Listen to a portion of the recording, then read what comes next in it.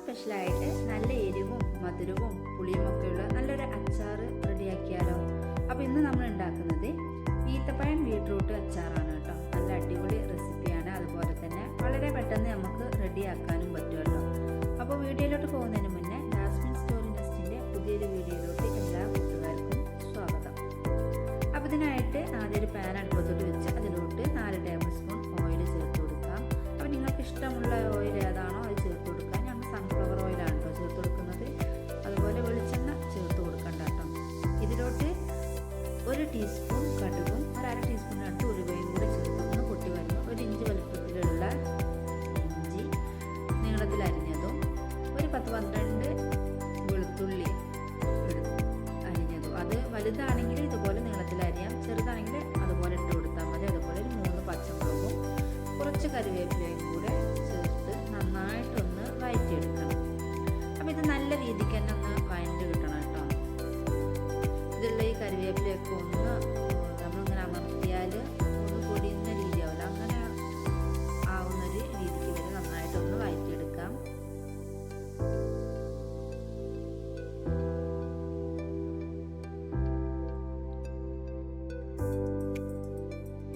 അപ്പോൾ ഇത് അത്യാവശ്യം നല്ല രീതിക്ക് തന്നെ വഴറ്റി കിട്ടിയിട്ടുണ്ട് കേട്ടോ. ഇനി നമുക്ക് ഇതിലോട്ട് മുളക് പൊടി ചേർത്ത് കൊടുക്കണേ. അപ്പോൾ ഞാൻ ഇതിലോട്ട് 3 ടേബിൾ സ്പൂൺ നിറയെ മുളക് പൊടി ചേർക്കുന്നുണ്ട്. അതിൽ 2 ടേബിൾ സ്പൂൺ കാശ്മീരി മുളക് പൊടിയും 1 ടേബിൾ സ്പൂൺ സാദാ മുളക് പൊടിയാണ് കേട്ടോ. അപ്പോൾ നിങ്ങളുടെ എരിവിനനുസരിച്ച് നിങ്ങൾക്ക് വേണമെങ്കിൽ ഫുള്ളും സാദാ മുളക് പൊടി എടുക്കാം. അതല്ല എരിവ് കുറച്ച് മതിയെങ്കിൽ ഈ 3 ടേബിൾ സ്പൂൺ നിങ്ങൾക്ക് കാശ്മീരി മുളക് പൊടി തന്നെ ഉപയോഗിക്കാം കേട്ടോ. അത് നന്നായിട്ടൊന്ന് ഇതിലിട്ട് വഴറ്റി അതിൻ്റെ റോസ് സ്മെല്ലൊക്കെ ഒന്ന് മാറിയതിന് ശേഷം ഇതിലോട്ട് ഈത്തപ്പഴം ചേർത്ത് കൊടുക്കാം. ഒരു 15 ഈത്തപ്പഴമാണ് കേട്ടോ ഞാനിവിടെ ചേർത്ത് കൊടുക്കുന്നത്. അപ്പോൾ നിങ്ങൾക്ക് ഏത് ഈത്തപ്പഴം വേണമെങ്കിലും എടുക്കാം. ഇത് കുറച്ച് ലൂസായിട്ടുള്ള ഒരു ഈത്തപ്പഴം, അതുകൊണ്ട് തന്നെ ഞാൻ അങ്ങനെ ചെറുതാക്കിയിട്ടില്ല. കുറച്ച് കട്ടിയൊക്കെ ഉള്ള ഈത്തപ്പഴമാണെങ്കിൽ ചെറിയ കഷ്ണങ്ങളാക്കിയിട്ട് വേണം കേട്ടോ ചേർത്ത് കൊടുക്കാൻ വേണ്ടിയിട്ട്. ഇത് കുറച്ച് ലൂസുള്ള ഈത്തപ്പഴം ആയതുകൊണ്ട് തന്നെ നമ്മൾ വേവിച്ച് വരുമ്പോഴേക്കും നന്നായിട്ട് ഉടഞ്ഞ് ഇതിലോട്ട് അങ്ങ് ചേർന്നോളും. ഇതിലോട്ട് നന്നായിട്ട് ഒന്ന് മിക്സ് ആക്കി എടുക്കണം. അപ്പോൾ ഇതുപോലെ നല്ല രീതിക്കൊന്ന് മിക്സ് ആക്കിയതിന് ശേഷം ഇനി ഇതിലോട്ട് ചേർത്ത് കൊടുക്കുന്നത് ബീട്രൂട്ടാണ് കേട്ടോ. അപ്പോൾ ഇതുപോലെ അത്യാവശ്യം വലുപ്പമുള്ളൊരു ബീട്രൂട്ട് ഗ്രേറ്റ് ചെയ്തതാണ് ഇതിലോട്ട് ചേർത്ത് കൊടുക്കുന്നത്. ഒരു ബീട്രൂട്ടാണ് കേട്ടോ എടുത്തിട്ടുള്ളത്. അത് നിങ്ങൾക്ക് നൈസായിട്ട് വേണമെങ്കിൽ അങ്ങനെയും ഗ്രേറ്റ് ചെയ്യാം, അല്ല ഈ ഒരു രീതിക്ക് വേണമെങ്കിൽ അങ്ങനെ എടുക്കാം കേട്ടോ. ഞാൻ കുറച്ചൊരു കട്ടിയിലാണ് കേട്ടോ ഗ്രേറ്റ് ചെയ്തെടുത്തിട്ടുള്ളത്.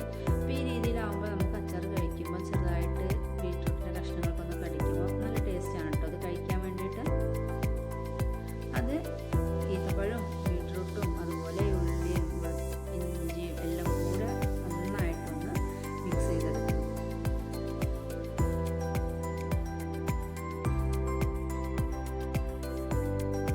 അപ്പോൾ ഇതുപോലെ നന്നായി ഒന്ന് മിക്സ് ആക്കിയതിന് ശേഷം ഇനി ഇതിലോട്ട് പാകത്തിനുള്ള ഉപ്പ് ചേർത്ത് കൊടുക്കാം. അതുപോലെ കൂടെ തന്നെ ഇതിൻ്റെ പുളിക്ക് ആവശ്യമായിട്ടുള്ള വിനാഗിരിയും കൂടി ചേർക്കാം കേട്ടോ. ഞാൻ ഇതിലോട്ട് ഒരു 3/4 കപ്പോളം വിനാഗിരി ചേർത്ത് കൊടുക്കുന്നുണ്ട്. അപ്പോൾ നിങ്ങൾക്ക് എത്രത്തോളം പുളി വേണമെന്ന് വെച്ചാൽ അതിനനുസരിച്ച് നിങ്ങൾക്ക് ചേർത്ത് കൊടുക്കാവുന്നതാണ്. ഇതെല്ലാം കൂടെ നന്നായിട്ടൊന്ന് മിക്സ് ആക്കി എടുക്കണം. അപ്പോൾ ഇതുപോലെ നന്നായിട്ടൊന്ന് മിക്സ് ആക്കിയിട്ട് ഒരു 3 മിനിറ്റും കൂടി ഒന്ന് കുക്ക് ചെയ്തിട്ട് എടുക്കാം കേട്ടോ. ഒരു 3 മിനിറ്റിന് ശേഷം പിന്നീട് ഇതിലോട്ട് ഒരു 1/2 ടീസ്പൂണിനടുത്ത് കായപ്പൊടിയും കൂടി ചേർത്ത് നന്നായിട്ടൊന്ന് മിക്സ് ആക്കിയിട്ട് ഫ്ലെയിം ഓഫ് ചെയ്തിട്ടുണ്ടെങ്കിൽ നമ്മുടെ അടിപൊളി ടേസ്റ്റിലുള്ള ബീട്രൂട്ട് ഈത്തപ്പഴം അച്ചാർ റെഡി ആയിട്ടുണ്ട്. അപ്പോൾ ഈ ഓണത്തിന് ഇതുവരെ ഇങ്ങനെ ട്രൈ ചെയ്തിട്ടുണ്ടെങ്കിൽ എല്ലാവരും ഒന്ന് ട്രൈ ചെയ്ത് നോക്കുക. അതുപോലെ ഒന്ന് ഫീഡ്ബാക്ക് അറിയിക്കുക. വീഡിയോ ഇഷ്ടമായിട്ടുണ്ടെങ്കിൽ